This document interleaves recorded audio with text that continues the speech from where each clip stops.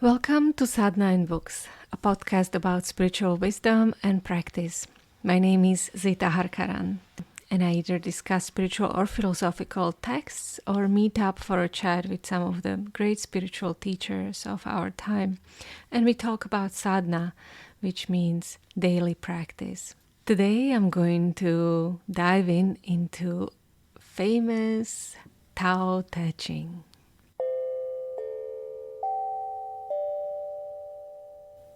Tao Te Ching is usually ascribed as being written by Lao Tzu, which means the old master, but it is not definitely confirmed.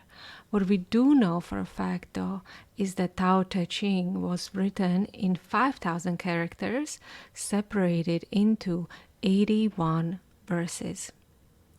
And since 81 is divisible by 3, therefore, I'm going to split my exploration of the Tao into 3 episodes. There is a lot to talk about in here. So, the Tao Te Ching dates back to the 4th century before Common Era or before Christ. Tao means the way, and Tao Te Ching means the way to virtue. In my research, I looked through many different translations of the Tao, but only one struck me as the most simpler, beautiful, and understandable. And that is the translation from 1972 by Taoist teacher Jia Fung Feng and his wife Jane English. So as I was doing my research, I was amazed by how many people have done translations of the Tao and how many people wrote commentaries on it. Some of the well-known are by Ursula K. Le Guin and Wayne Dyer. My purpose with this podcast is to give you something peaceful, mind-opening to listen to, and to make you feel more expansive as we dive into the poetic, contradictory, mind-opening world of the Tao. One more note before we start. Tao Te Ching can easily serve as a mantra. Meaning of the mantra is a mind vibration that can help your mind to release stress from overly analytical daily diatribes and instead make your mind vibrate together with the everlasting Tao. So I hope you use it in this way as well. Therefore, whether you have read it already 1,000 times or this is your first exposure to the Tao Te Ching, I hope you will enjoy. One more housekeeping note. I took a long time thinking about organization of these episodes about the Tao. Explaining each verse could easily spread into tens of episodes, and I didn't want to do that. There are so many other commentaries that people have done. I wanted to make it a little bit more comprehensive. So I separated Tao Te Ching into few basic themes. And I found there are 3 basic themes in the Tao. Metaphysics, or description of what is the Tao. Then the theme of what I call non-attachment, desireless attitude, and the fight of the polar opposites. They all go together and we will see how. And then the third one is what I call governance, or practical application. But let's first take a look at the first 3 verses in their entirety because they help us set the tone for the Tao Te Ching. So even if you never read it, you can clearly see how first 3 verses look like. Here is the famous opening verse.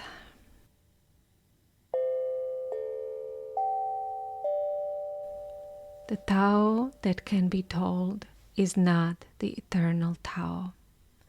The name that can be named is not the eternal name.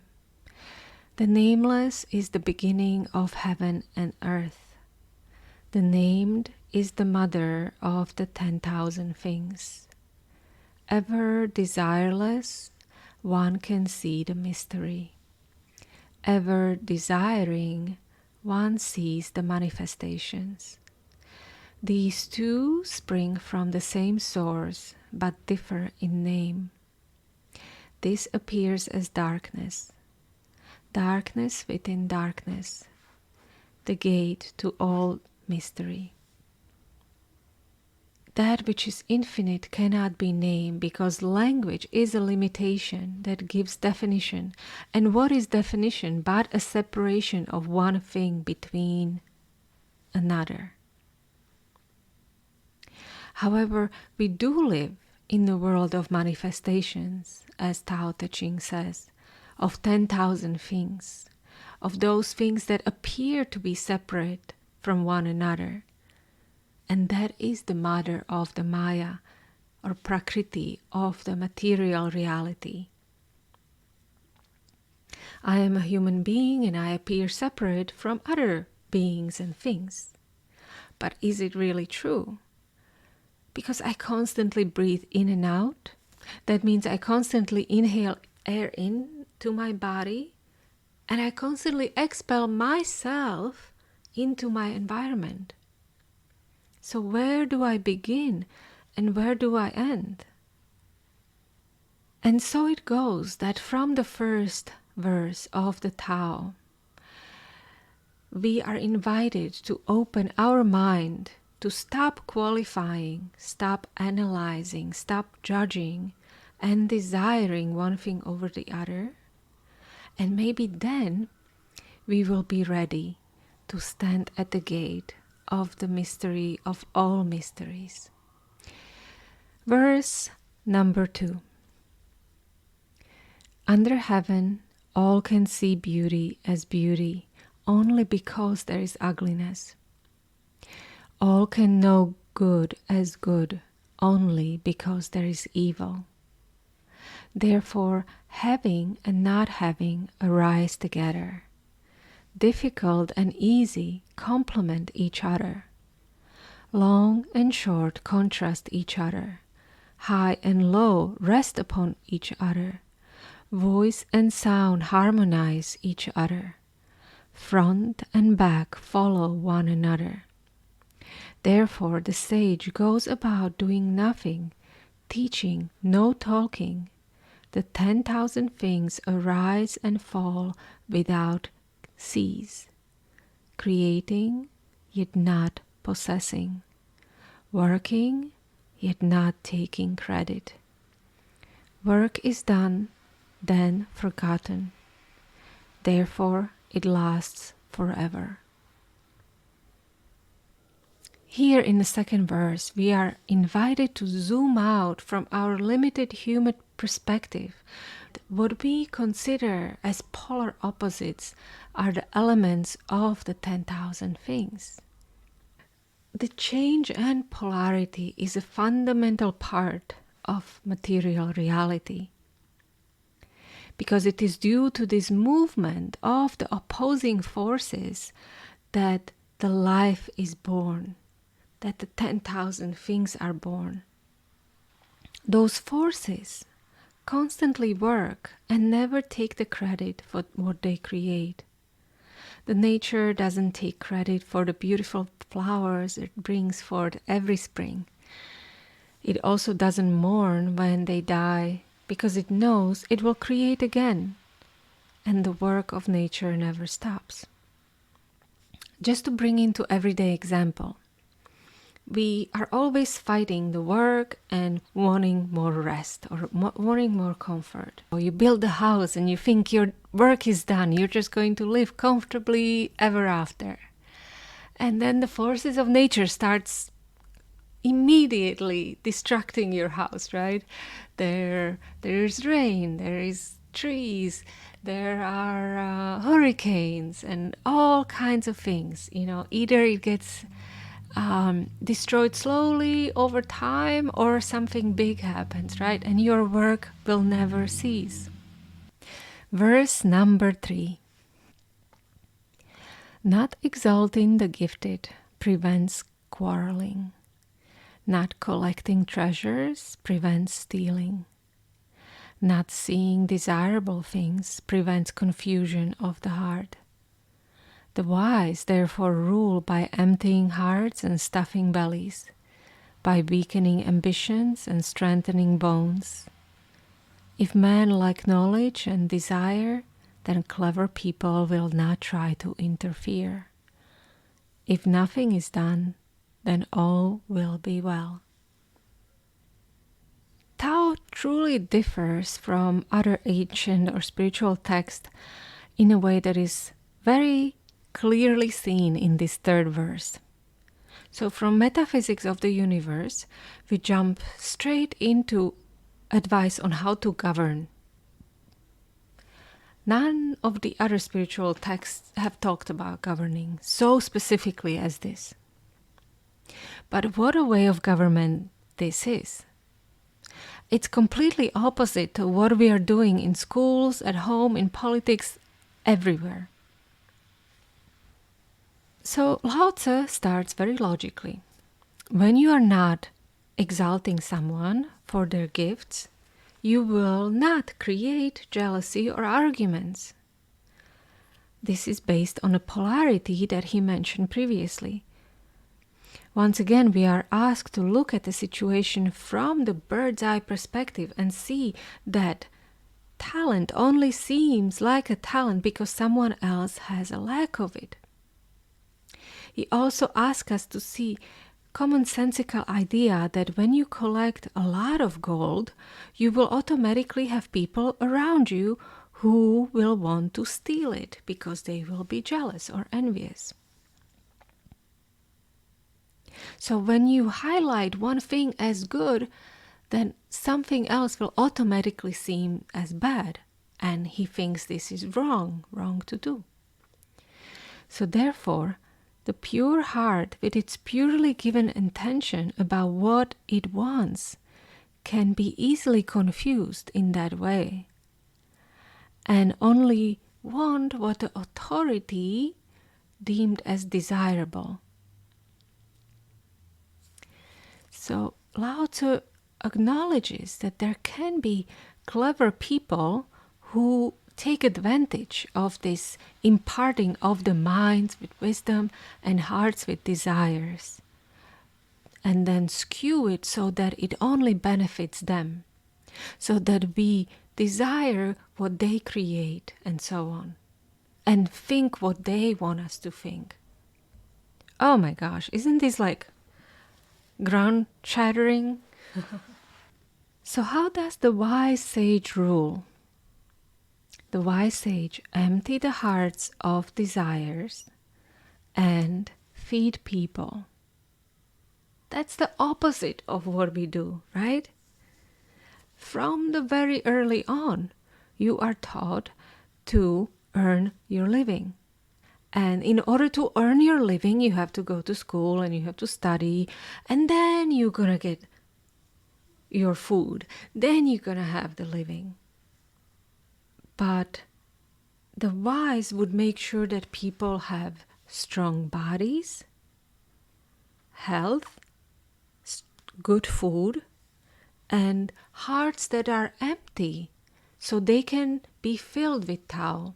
They can be filled with the natural order of life, and then everything will be peaceful. If everyone would follow their original calling, or what they are originally programmed by the Tao, whether it is to be calling to be a doctor, whether it is the calling to be a janitor or a builder or a firefighter, we would live in a peaceful society. But instead, we have people being doctors just because it will make money, yet they have no relationship with people. Or people being lawyers, yet they have no desire for justice. So this concludes the first 3 verses. Let's take a look at the verses 4 to 27 in the order I mentioned before. First, we're going to start with Metaphysics of the Tao. When people talk about God in Judeo-Christian tradition, or even when an atheist talks about God, they always assume that God is partial to humanity, that God only exists to make sure that humans are happy and that they're behaving morally, and if they're not, he is going to punish them. Tao, even though it never mentions the word God, or maybe that's a reason why it is so popular, nevertheless, Tao refers to the supreme order of life, but in a refreshingly different way. One quality of the Tao is that it is impartial. It sees humans as straw dogs, and wise person will do well also to see humans as straw dogs as well. To even better understand the Tao is to see it as bellows, an empty space that can be shaped and pressed.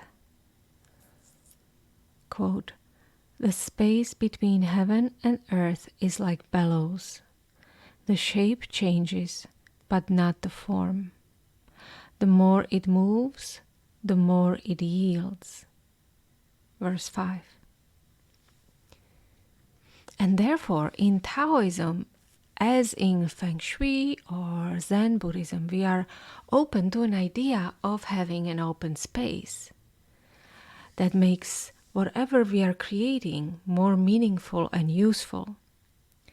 Quote from verse 11, "Cut doors and windows for a room. It is the holes which make it useful. Therefore, benefit comes from what is there, usefulness from what is not there." The metaphor of bellows as an empty space, when Lao Tzu compares Tao to bellows, that starts a very important metaphor of seeing Tao as a woman. Woman who also has an empty space, yet holds everything together. The more Lao Tzu is thinking about this energy, the harder it is for him to describe it. In the verse 25, he admits he doesn't have a word to describe it. Standing alone and unchanging, ever present and in motion. Perhaps it is the mother of 10,000 things. I do not know its name. Call it Tao. So if Tao Te Ching has an inclination to a person, it is definitely being more female than male, or neutral, it. Translator Rosa Marie Anderson in her book The Divine Feminine Tao Te Ching states, quote, "I discovered that the Tao was profoundly feminine. The Tao is consistently referred to as Mother, Virgin, and a womb of creation, all of which are clearly feminine and hardly gender neutral. From the simple change of associating Tao with the neutral it, which seems distant, to she, we can create immediately subconscious change of understanding Tao as something closer to us, much more intimate, like a womb or a mother from which we all come from." Let me end the section of Metaphysics of Tao with a section that could be easily overlooked, because it is so expansive that it almost borders on vagueness.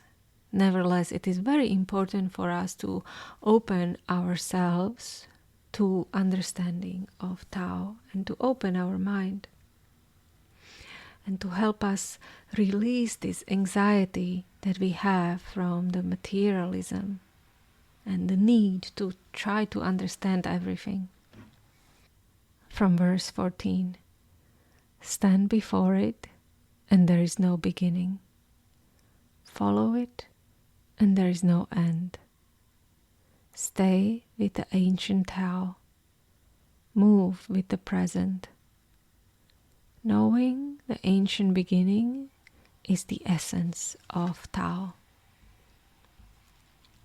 Of course, this doesn't completely conclude the metaphysics of the Tao. This is just how it is described in the first 27 verses.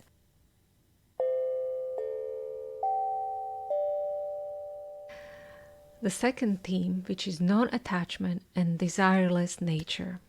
Non-attachment is an idea that Buddhism is famous for, but it seems to be an important practice for all religions in the world, actually, and it is something all religions have in common.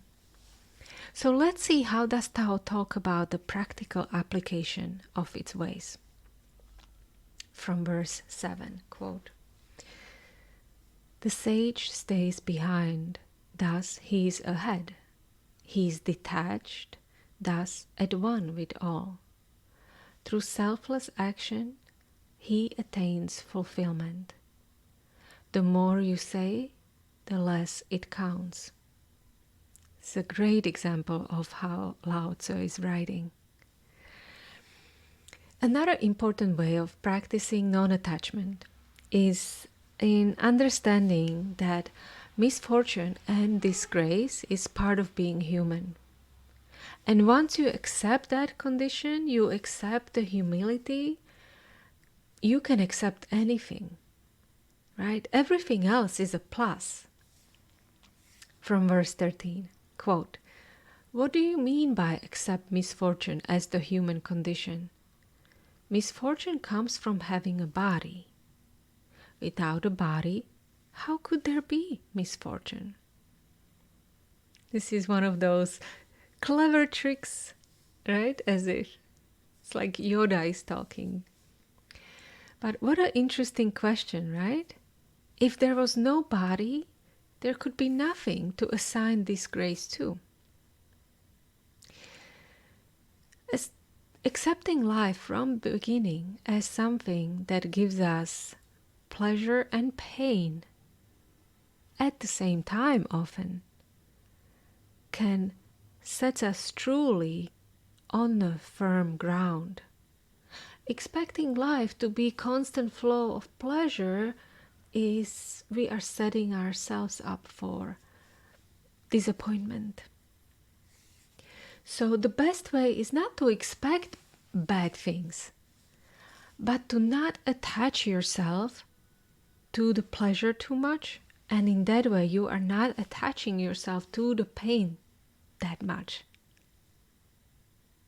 That's why the wise sage will always try to shift your perspective to non-attachment and humbleness and desireless, because that will help you overcome all.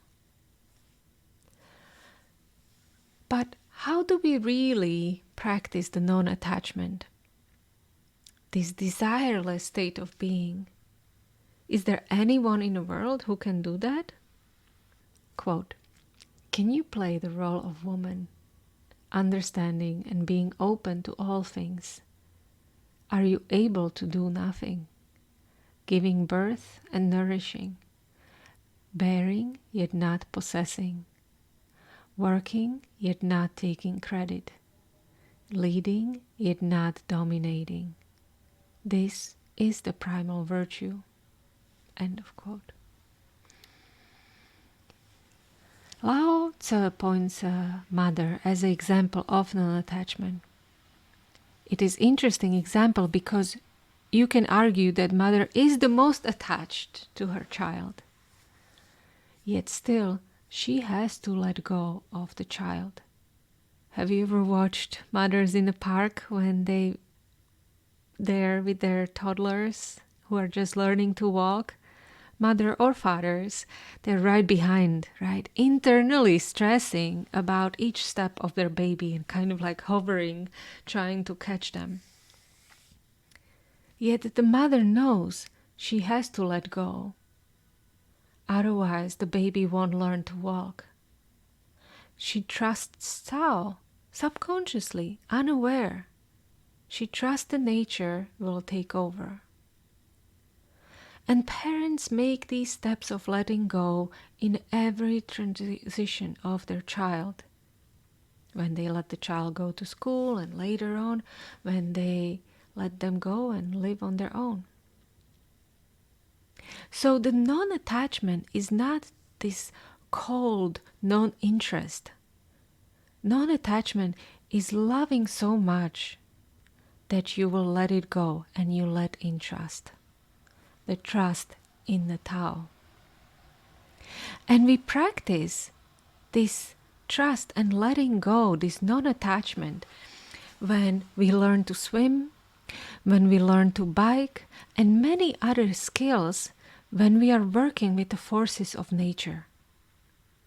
We trust the invisible force of the Tao.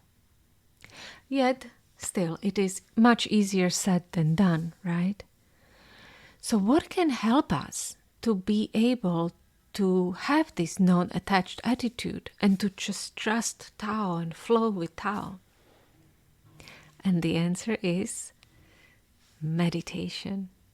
From verse 16, quote, "Empty yourself of everything. Let the mind become still. The 10,000 things rise and fall while the self watches their return. They grow and flourish and then return to the source. Returning to the source is stillness, which is the way of nature." And later in the same verse, quote, "Being at one with the Tao is eternal. And though the body dies, the Tao will never pass away." Meditation allows the mind to be still, even though it can see all these changes of the body and feel all the upheavals in the world. It is through this stillness that we connect with the Tao. Connecting with the Tao is truly like learning to swim. If you don't know how to swim, you will die. If you learn it, you can sustain that state on top of the water for a long time, and you will not die. And that is what immortality is. And how can you sustain this swimming state on the water? When you practice it, and then you can swim across the English Channel. You can swim across long distances and not die. It is exactly same with meditation and the mind.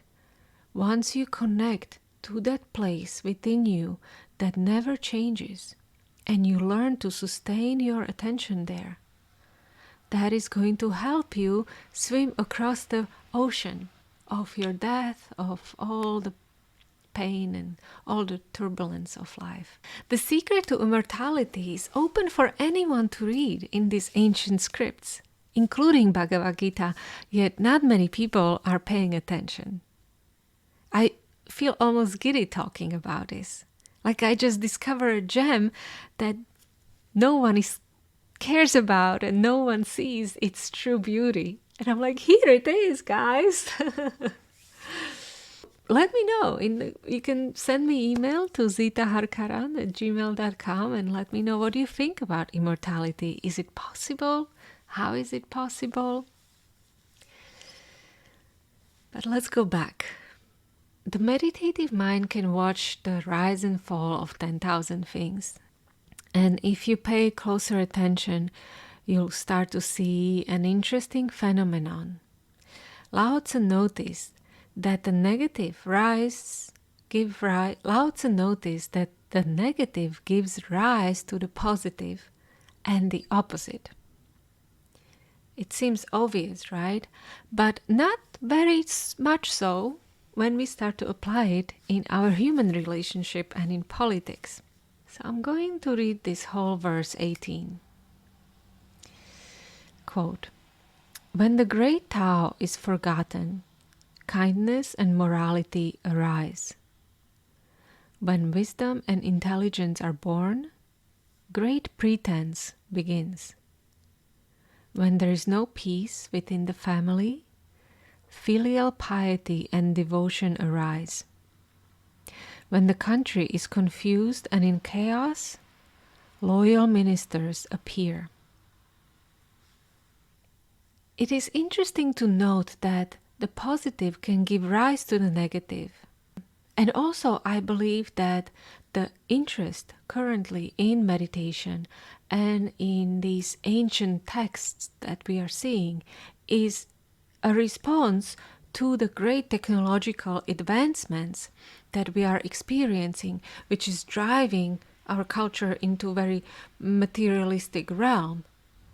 And so therefore, lots of people are bouncing back and trying to look for truly spiritual roots. Meditation used to be natural. It didn't have to be taught in classes. It was just like you went somewhere and you went into sort of meditation. No one told you how to do it, you just did it. So the more the Tao is pushed in one way, the more it bounces off the other way. And that's why the great wise sage always walks in the center. Sometimes reaching far too quick beyond our scope creates the opposite reaction. Therefore, here is a practical advice from Lao Tzu on how to live. And this is the section of the practical advice and the governance.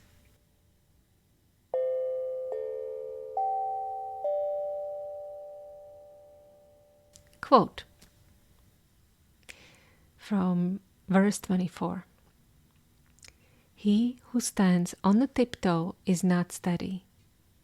He who strides cannot maintain the pace. He who makes a show is not enlightened. He who is self-righteous is not respected. He who bows achieves nothing.